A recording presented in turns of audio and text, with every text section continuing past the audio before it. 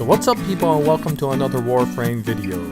So as you may know, Khora is the most recently released Warframe, and it's the first Warframe that has a dedicated companion to it, a Kavad.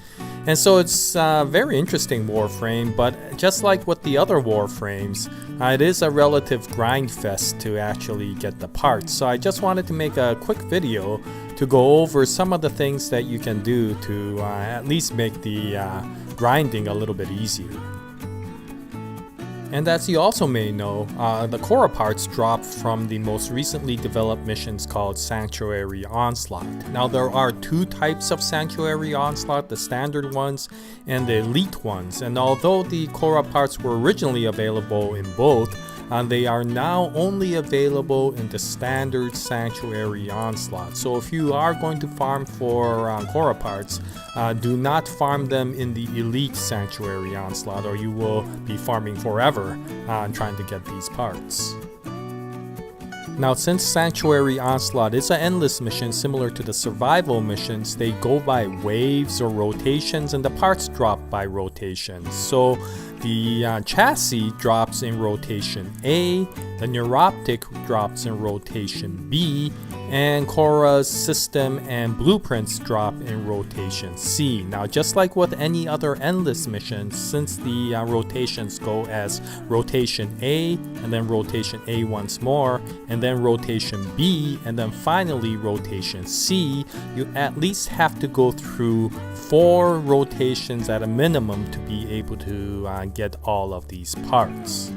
Now, Sanctuary Onslaught goes by zones actually, which I'll cover in a minute, but 2 zones represents 1 rotation. So in this case, you have to go and complete all the way up to zone 8 to be able to get all of the parts for Khora. Now, as mentioned, Sanctuary Onslaught is an endless mission.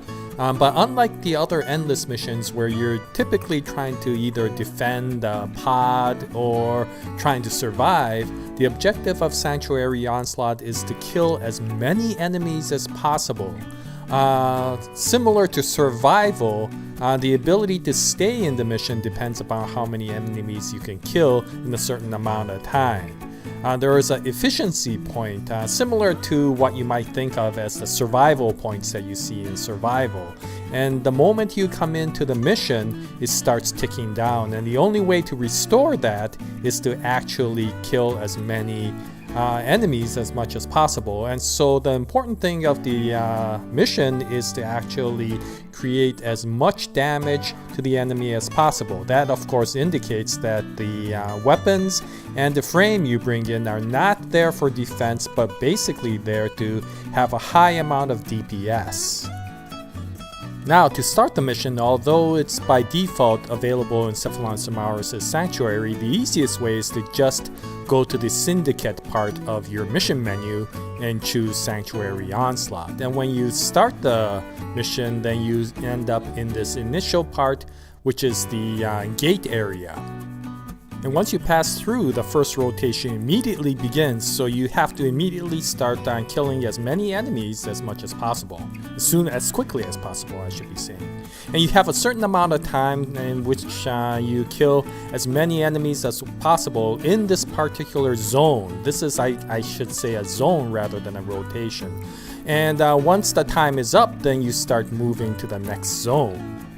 And at that time, a conduit will open up, and you'll want to pass through that conduit as quickly as possible because it will eventually close and you don't want to be left behind. And so there are some certain things that you might want to do to make your mission more successful so that you can go through all 8 zones to be able to collect all 4 of the Khora parts. Now, the first one is the most obvious. This is a DPS game or a mission, so you want to choose weapons and frames that are DPS oriented. So, you know, instead of a sniper rifle or a handgun, for example, you want to go after something that will kill as many enemies all at once. So something like a shotgun is really useful. You know, something like the Arcaplasmor would be a really nice shotgun to use, or else melee that has a really long reach and a really fast speed. once again, you may not need a really high damaging melee weapon because you are starting with level 20 enemies, but you do want to kill as many of them as possible. So instead of a slower, high damaging melee weapon, you might want to rather choose a faster and a longer reaching medium level weapon. In addition to that, of course, with regards to the frames, you want to choose a frame that has abilities that will be focused towards killing a large number of enemies all at once. So some of the popular frames are ones such as Sarin, built for Spore, or Ember, built for World on Fire. Banshee, built for Resonating Quake, is often seen in these types of missions. Mag, built for Magnetizing Discharge, or Limbo for Cataclysm, Octavia for Mallet and Amp, or for example, as you see here, Nova, built for Molecular Prime. These are just some examples, and you want to choose a frame that will give you and your team as many kills within the zone in a certain amount of time. Now the next thing to remember is you should always join a team rather than doing this solo. Although you can do this solo, there really is no advantage to doing this one solo. Everything is judged and scored by a team, so you don't get any individual scores, for example. You just get a team score. And the nice thing about that is, since again, this is a damage per second as an overall team, and the more people you have, the more enemies you can damage. And if that happens, you have a higher chance of course, completing all 8 zones. Now, again, it isn't all that difficult to complete 8 zones if you have a halfway decent team, and if you bring in some very good damaging frames and weapons. However, again, the more people you have, the more damage that you can inflict on the enemy. Now, this is especially true if you're beginner sort of player, because if you join a team, you'll often find one of your team members being a relatively high level player, and they usually bring in some very high damaging frames, such as Banshee with Resonating Quake, for example. Sometimes if you're lucky, they will do most of the work for you. Now, you shouldn't sit around and just stand and watch Banshee do all the work, but again, if you join a team, then you get all the benefits of all the other players contributing to the team damage, which of course will increase the probability for you to successfully complete the mission. Now the next point is there specifically for if you're doing this for a Khora run rather than trying to make a record endless mission. But if you're running this mission specifically for Khora parts, then make sure that you extract after 8 zones. The reason for that, of course, is again, the enemies become harder to kill as you keep on going, and you don't particularly benefit at all for going for the latter missions. Instead, what you should do is just extract after 8 rotations or 8 zones, and then start it all over again, so that you have the highest probability of completing all 8 missions within a certain amount of time. And again, you're trying to grind as much as possible, so it's important to do this as efficiently as possible, and to do so, extracting after 8 zones is quite important.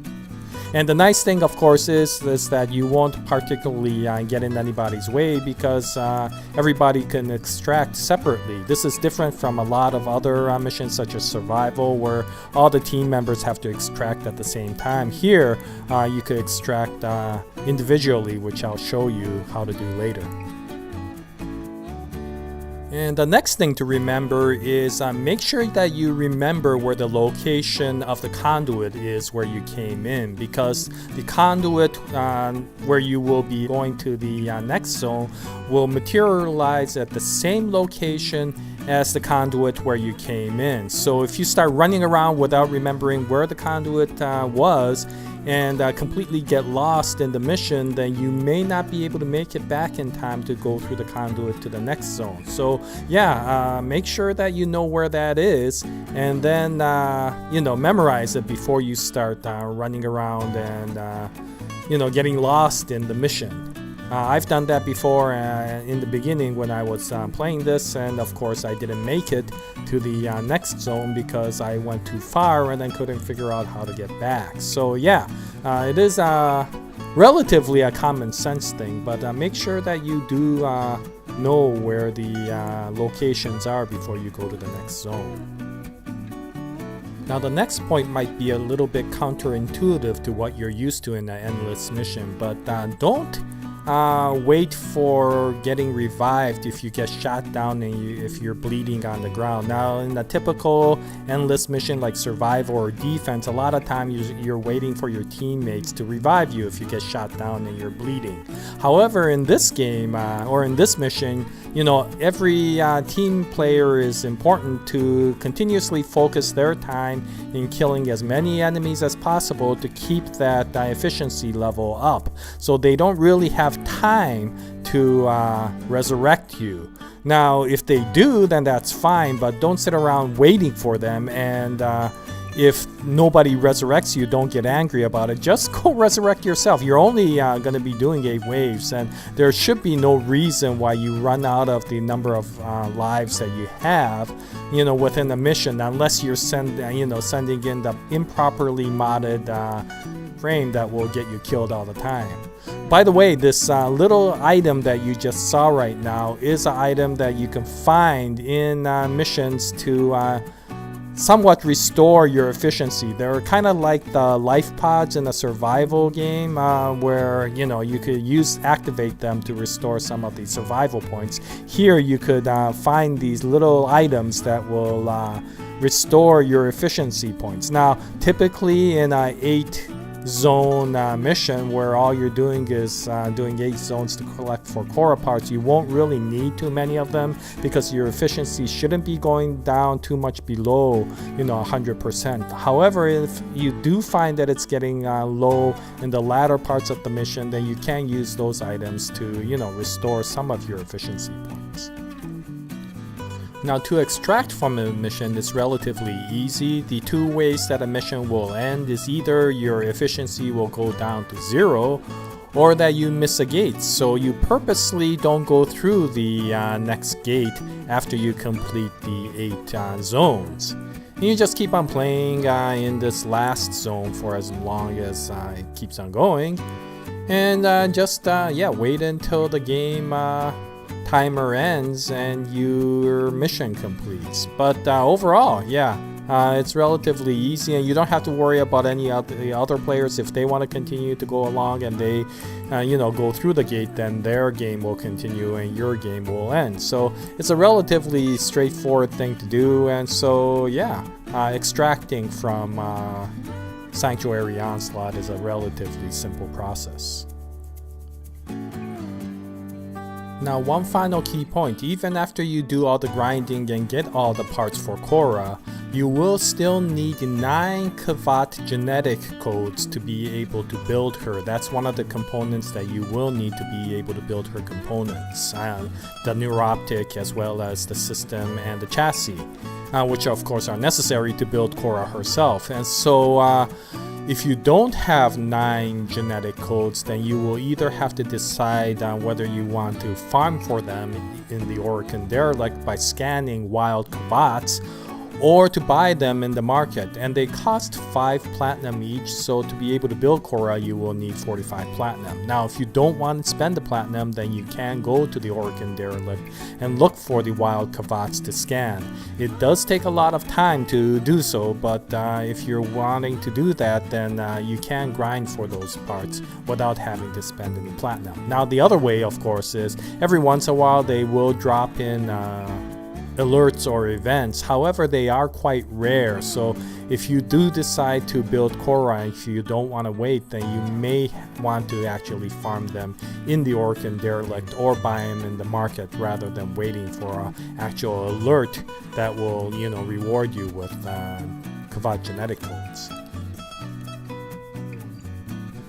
Okay, well that's about it. Oh yeah, one last thing. Aside from Khora parts, the Sanctuary Onslaught will drop Captura location sceneries as well as Endo and relics. So if you do want to farm for relics and Endo and Captura scenery, then it's a good mission to do so. And in fact, if you're farming for Khora parts, you'll probably automatically get all those other items as well. So yeah, it does reward you in other ways aside from Khora parts. Anyway, that's about it. If you have any comments, please post them in the comments section below. Thank you very much for watching the video. And we'll continue on with more Warframe videos in the future. At that time, I hope you join us. Anyway, until that time, happy grinding, happy farming, happy exploring. And as always, Jaya, nice day everyone.